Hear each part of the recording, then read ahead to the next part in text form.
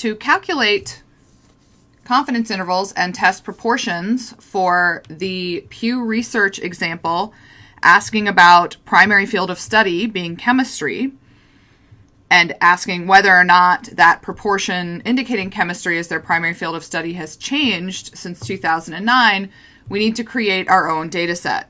So under Jump Starter, click on New, or under the File menu, do New Data Table. And what we need to do is create in column 1 our field of study. Click OK. And one response is chemistry, and the other is not chemistry. Now we're estimating the counts based on the proportion in the paper. So we know from the 3,748 people that were surveyed, 11% of them indicated chemistry. And so you can take a calculator here and do 0.11 times 3,748. And that gives me just over 412 people. To make things simple, I'm simply going to put in 412. I could put in 413, but if you look at 413 divided by 3,748 people, it actually gives us just over 11%. So we're going to assume that it is 412 divided by 3,748, which gives us just under 11%, where you would round up to 11 or 0.11. So we're going to use 412. Now we need to know how many didn't say chemistry. So that would be 3,748 minus our 412. And that's 3,336. 3,336. And this column is what we call N. Now remember, in Jump, or in SAS, or in Stata, or any other program that you use, if you don't tell that program that you have what is called a frequency, and you do an analysis on the distribution of the field of study, it's simply going to think you only have 2 rows, or 2 observations here. But remember, we actually have 3,748, so we need to let Jump know that this is our count. There are 2 ways to do this. Under Analyze Distribution, you can put the N in the frequency.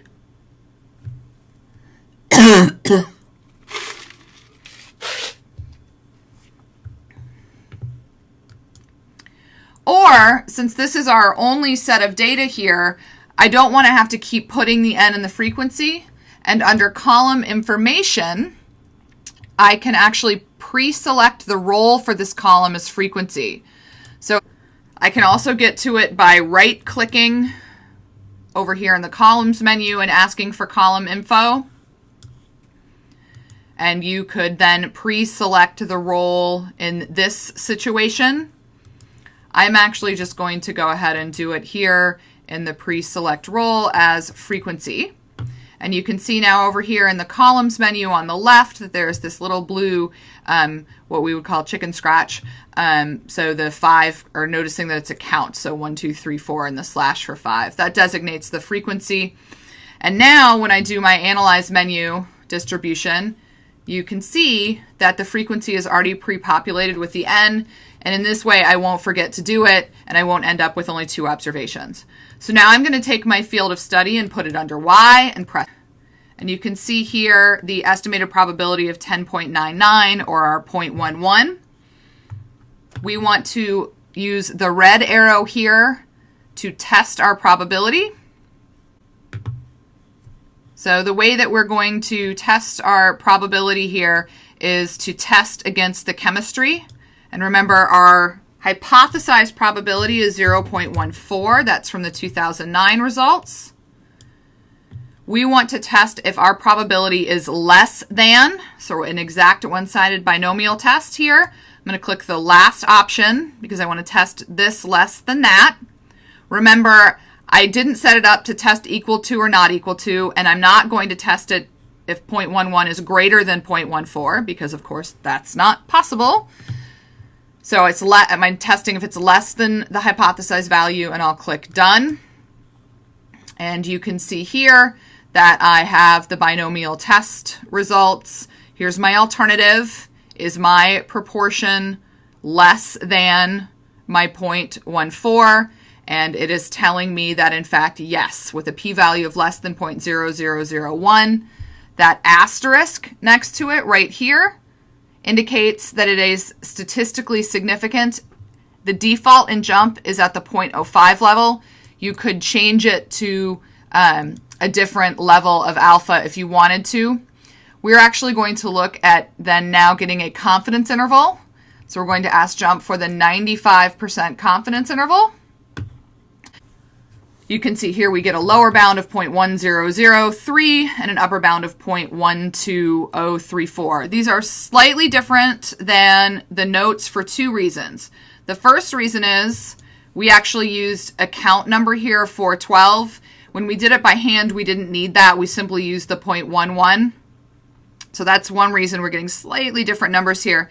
In addition, remember, JUMP is computing score confidence intervals. JUMP has done an exact binomial test and has given us score confidence bounds. That's okay. JUMP is not assuming we have a large sample, even though we actually do, and we've met our sample size assumptions. So we could use normal tests. As long as you indicate that you've done an exact binomial test and that you are giving your results as score confidence bounds, then these are correct. If you do it by hand, then it's a z-score with a walled confidence bound, or if you use the Excel calculators, and let's go ahead and do that here. So here is the Ci1 Proportion Excel sheet. You can see I've put in my 0.11 in B2, in cell B2, and you can see I've put in my sample size of 3,748 in E2. Excel will then calculate for you the square root of the standard errors, so that you don't have to do that by hand. You can put in your null proportion here, 0.14, and get your z-score. And with these bits of information up here, you can get your lower walled and upper walled confidence bounds. These are, of course, very similar to the results of the lower and upper confidence bounds here. And our exact binomial test here gives us a p-value of 0.001. And if we go and look at our p from z calculator and put in our z-value of our z-score of minus 5.29, we can type that in here, minus 5.29. Because our alternative is expressed as less than, we'll look in this area, and that gives us a p-value of 0.000. But of course, we'll report less than 0.0001. This concludes how to test a single proportion in JUMP against a hypothesized proportion. This is not very common in research, so our next JUMP video will look at comparing two proportions.